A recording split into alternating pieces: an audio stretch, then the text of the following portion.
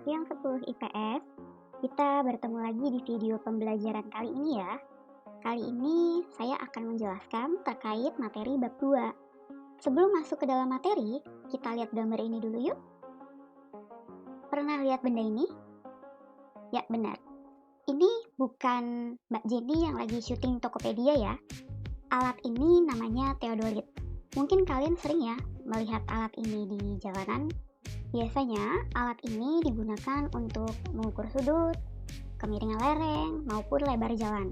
Nah, data-data tersebut akan diolah, kemudian dibuatlah pemetaan daerah tersebut, yang nantinya akan digunakan sesuai dengan kebutuhan. Jadi, jangan sampai salah lagi ya kalau ngelihat ini di jalan. Kasih tahu orang di samping, depan, kanan, kiri, belakang, itu lagi ngukur jalan. Kalau kamu lagi sendiri, ya sendiri.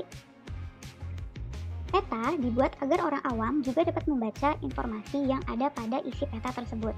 Apa aja sih fungsi dan tujuan dari pembuatan peta itu? Yang pertama, menunjukkan posisi atau lokasi relatif suatu tempat di permukaan bumi.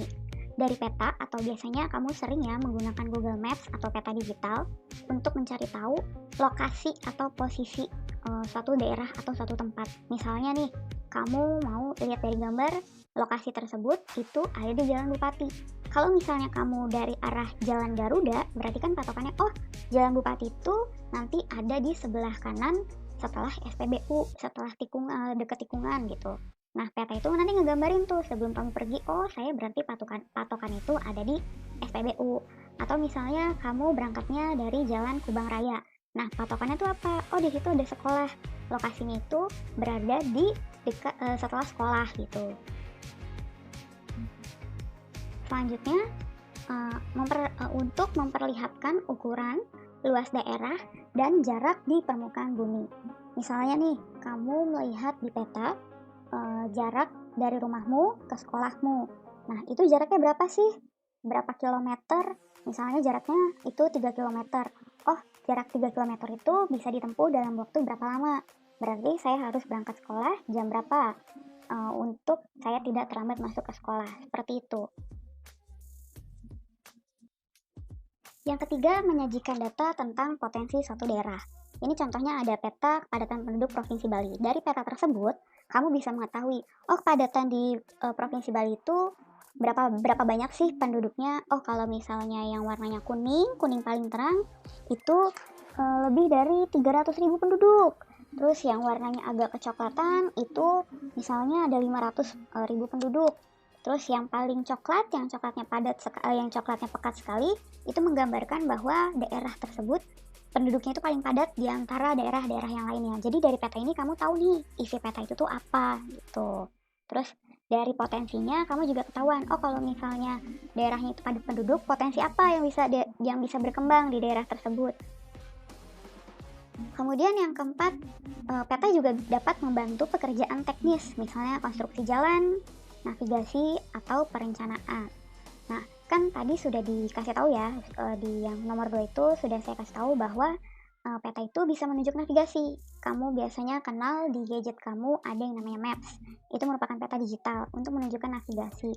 Untuk pekerjaan teknis, membantu konstruksi jalan. Oh, ketahuan nih sudutnya itu jalannya, kemiringannya, lerengnya berapa. Terusnya nanti para petugas jalan yang buat bikin jalan itu kan juga nanti bisa ngasih tanda-tanda atau rambu-rambu. Oh, di situ ada turunan terjal. Oh, nanti tanjakan terjal atau misalnya berkelok jalannya. Nah, itu membantu konstruksi jalan kayak gitu. Nah, fungsi peta selanjutnya itu juga untuk membantu pembuatan desain. Desain apa sih yang dibantu dalam pembuatan peta? Ini bukan seperti desain arsitektur ya, tapi lebih kepada desain pembuatan jalan. Misalnya, daerah tersebut jalanannya berkeloknya harus berapa kali untuk mengurangi potensi terjadinya penumpukan kendaraan. Atau misalnya, karena di jalan tersebut itu cukup curam, jadi jalanannya itu harus ada desain-desain tertentu, karena kan nggak bisa langsung gitu aja kan. Kayak misalnya di daerah Kelok 9, di daerah Sumatera Barat, itu kan nggak dibikin hanya untuk mempercantik daerah tersebut, tapi juga ada fungsi-fungsi tertentu dari pembuatan Kelok 9, seperti itu. Oke, kita sekarang masuk ke dalam besaran skala. Sebelum kita masuk ke besaran skala, kalian harus tahu skala itu apa. Skala itu nanti akan sering kalian temukan dalam pemetaan, istilah dalam pemetaan atau istilah-istilah lainnya. Nah, skala itu merupakan perbandingan jarak peta dengan jarak sebenarnya, atau jarak pada permukaan bumi, atau jarak lapangan. Nah, itu skala. Jadi, contohnya gini, jarak sebenarnya dari rumah kamu ke sekolah itu misalnya 30 km pakai motor. Terus mau dibikin nih, mau dibikin peta atau mau dituangkan ke atas kertas. Nah, tadi kan jaraknya itu 30 km, jarak sebenarnya itu 30 km. Maka dibuatlah tuh skalanya 1/600.000. Kalau skalanya 1/600.000, maka jarak di petanya itu menjadi 5 cm dari jarak rumah kamu ke sekolah gitu. Artinya 1/600 meter itu berarti 1 cm pada peta itu menggambarkan 600.000 cm pada jarak sebenarnya atau jarak permukaan bumi, jarak lapangan. Dari besaran skala ini, peta terbagi menjadi 5. Yang pertama itu ada peta kadaster. Peta kadaster itu berskala 1/100.000 sampai 1/5.000. Berarti ini petanya nggak terlalu besar. Yang dipetakan, lokasi atau wilayah yang dipetakan itu tidak terlalu besar. Nah, contoh dari peta kadaster itu ada peta dinas sekolah, peta RT RW, terusnya misalnya peta perumahan, seperti itu. Jadi yang wilayahnya itu tidak terlalu luas. Kemudian ada peta skala besar. Peta skala besar ini ukurannya dari 1/5.000 sampai 1/250.000. Contoh dari peta kecamatan, contoh dari peta skala besar itu ada peta kecamatan, peta kelurahan, kota maupun kabupaten. Nah, ini contoh dari peta skala besar. Selanjutnya ada peta skala sedang. Nah, peta skala sedang ini bisa meliputi satu provinsi untuk satu peta untuk satu kali penggambaran. Cukup nih satu provinsi. Selanjutnya kita ada ke peta skala kecil. Peta skala kecil itu skalanya dari 1/500.000 sampai 1/1 juta. Untuk peta skala kecil itu biasanya dapat menggambarkan luasan negara atau luasan benua itu. Dan yang terakhir itu ada peta skala geografis. Peta skala geografis ini skalanya lebih kecil dari 1/1 juta. Nah, biasanya peta skala geografis ini dapat meliputi luasan benua maupun dunia. Kalian sadar nggak sih, kenapa semakin besar angka skala sebuah peta, peta tersebut semakin disebut dengan peta kecil gitu. Kayak misalnya tadi, peta yang skalanya 1/500.000 itu disebutnya peta skala kecil. Dengan peta yang 1/5.000 itu disebutnya peta skala besar. Kenapa? Semakin besar ukuran petanya, maka semakin kecil pula informasi yang didapatkan dalam peta tersebut. Contohnya ini.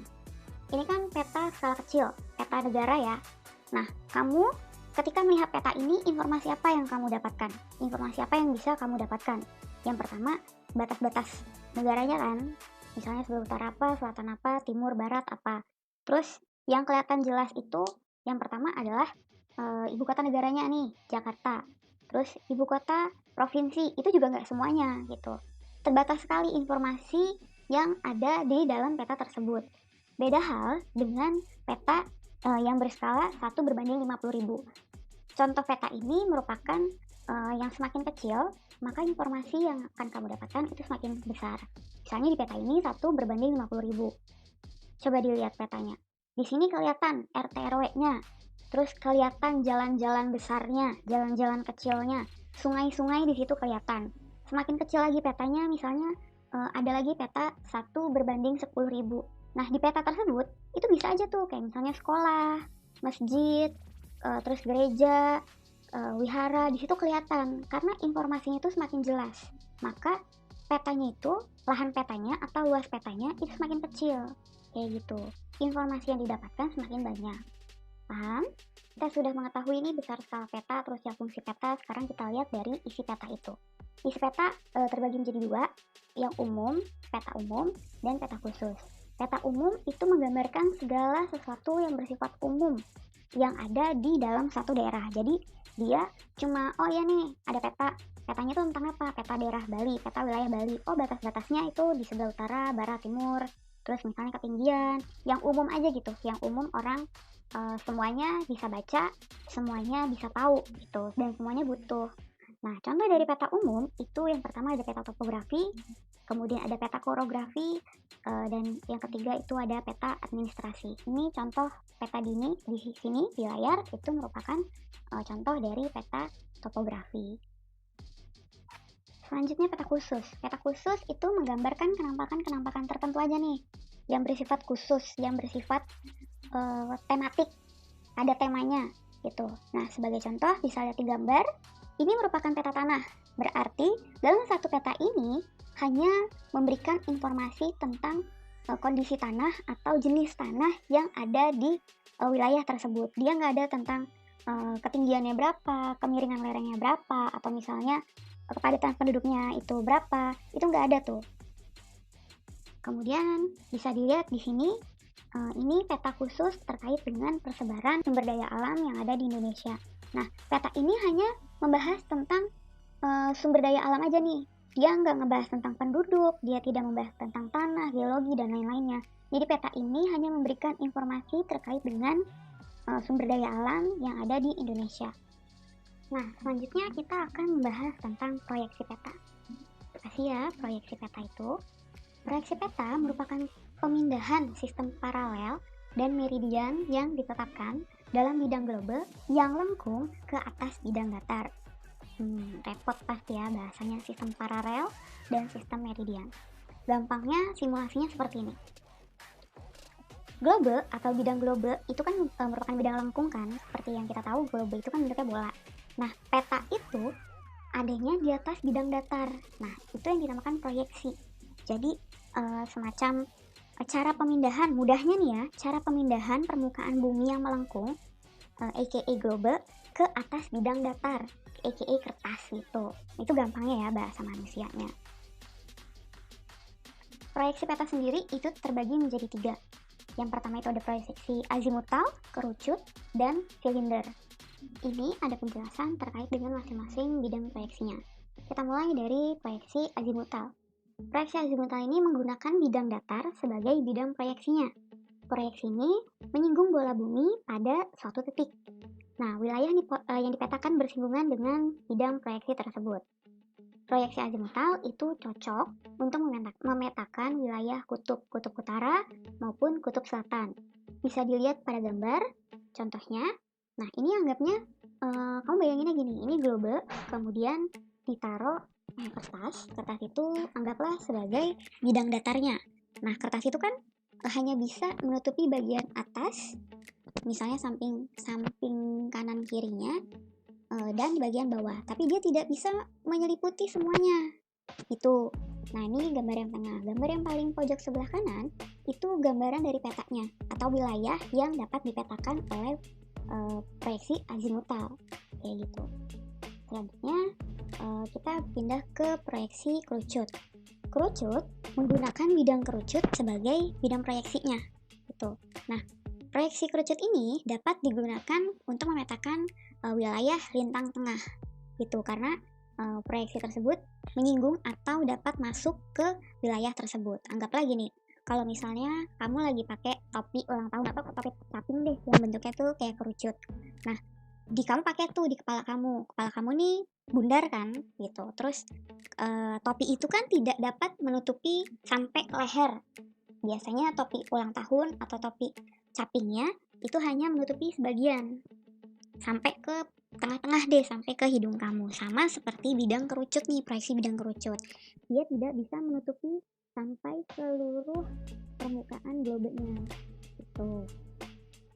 Dan yang proyeksi yang terakhir itu ada proyeksi silinder, menggunakan bidang silinder sebagai bidang proyeksinya.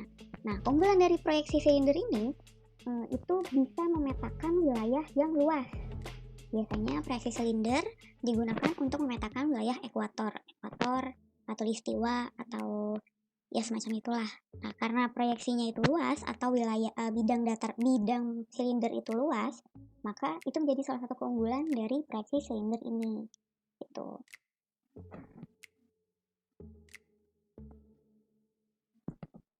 Ketentuan umum dalam proyeksi peta. Jadi ketika memproyeksi sebuah peta itu nggak asal aja, harus ada ketentuan umumnya. Yang pertama, conform. Bentuk yang dipetakan itu harus tetap, nggak boleh berubah. Jadi misalnya kamu memetakan bentuknya itu ada gunung, terus kamu menghilangkan gunungnya, itu nggak boleh. Itu harus tetap ada gunungnya karena bentuknya kan. Terusnya yang kedua ada equivalent, luasnya. Misalnya luas asli permukaannya itu 13 km persegi. Nah, berarti setelah diganti skalanya diperkecil, kemudian dipetakan, luasnya itu harus sesuai. Itu kenapa harus sesuai? Misalnya kamu mau beli tanah nih, tanahnya aslinya itu di lapangan 450 meter persegi. Terus begitu diproyeksikan, begitu dipindahkan ke dalam kertas, itu jadinya misalnya jatuhnya hanya 100 meter persegi. Loh, rugi dong kamu kan 350 meter persegi itu. Kenapa dibilang rugi? Karena kan itu catatan tanah, bukti catatannya gitu loh. Ada bukti fisik bahwa tanah tersebut luasnya hanya 100 meter persegi gitu. Tidak bisa merugikan pihak lain. Dan yang ketiga ini equidistant, jarak. Nah, jarak satu titik dengan titik yang lainnya di atas permukaan bumi dan di peta itu harus tetap. Jangan sampai kamu nantinya bikin peta malah ngeprank yang ngebaca peta itu. Misalnya kamu mau bikin peta dari Bandung ke Malang itu aslinya ya jaraknya itu misalnya 300 km. Terus begitu kamu bikin jarak Bandung ke Malang itu cuma 175 km. Nah, kan berarti kamu ngeprank orang yang baca peta itu dong, yang harusnya dia ready buat perjalanan 6 jam, ternyata perjalanannya itu lebih dari 19 jam misalnya. Jadi kayak kamu tidak bisa merugikan orang lain gitu. Oke, setelah kita mempelajari tentang dasar pemetaan, sekarang yang menjadi pertanyaan, apa sih secara mendasar perbedaan antara peta, atlas, dan globe? For your information aja nih, tiga-tiganya itu berbeda loh ya, meskipun sama-sama penggambaran permukaan bumi, tapi hasil akhirnya atau keluarannya, outputnya itu berbeda. Peta itu kan penggambaran permukaan bumi di bidang datar. Jadi biasanya peta itu outputnya berupa kertas lembaran, kain, atau pokoknya ada di bidang datar hanya satu lembar. Atlas itu merupakan gabungan dari peta-peta, banyak peta yang kemudian dibukukan. Jadi dari berbagai lembaran kertas kemudian dibukukan menjadilah atlas. Sedangkan globe itu tiruan dari bentuk permukaan bumi atau biasanya disebut dengan bola dunia. Nah, meskipun isinya itu tentang informasi permukaan bumi, tapi dia berbeda. Kalau yang globe ini dia lebih ke menirukan bentuk muka buminya, seperti itu. Sudah tahu kan perbedaan di antara tiga itu? Jadi jangan sampai ketukar ya, jangan sampai ketukar menyebutkan benda tersebut. Oke, sekian video penjelasan materi kali ini. Mudah-mudahan materinya semakin mudah untuk dipahami sehingga kalian nggak bosan untuk belajar. Oke, sampai di sini dulu video penjelasan dari saya. Sampai ketemu di video selanjutnya. Terus berdoa dan belajar. Assalamualaikum warahmatullahi wabarakatuh. Terima kasih 10 IPS.